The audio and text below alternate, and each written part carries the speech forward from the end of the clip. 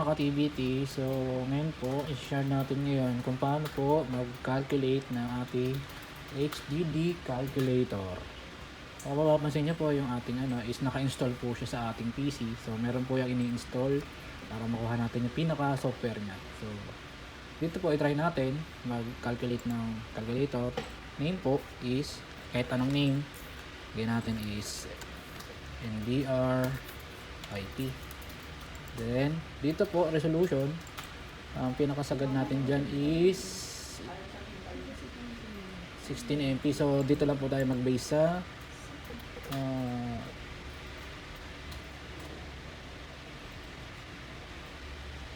2 MP. Try po natin 2 MP. Ay pinakamababa dyan na 2 MP. Yan po, 2 MP. 2 MP, then encoding type, pwede natin lagay sa H264, pero mas okay po kung H265. Depende po sa ika-calculate nyo. Yan. Stream size. So, stream size po, pwede rin po yan. Marami pang option. So, i-click lang natin yung 1.5 recommended, pero may mas bababa pa dyan para at least makalculate natin yung HDD.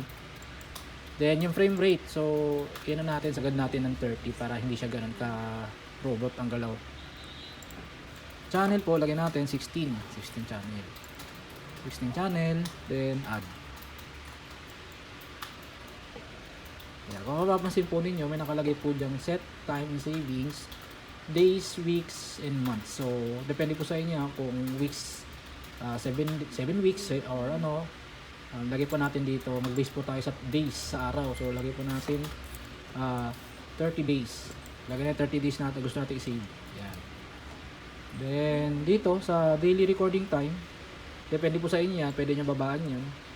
At least para malaman nyo kung ilan yung pinaka hard disk na kailangan or ilang gig yung kailangan nyo. Set natin ng 24.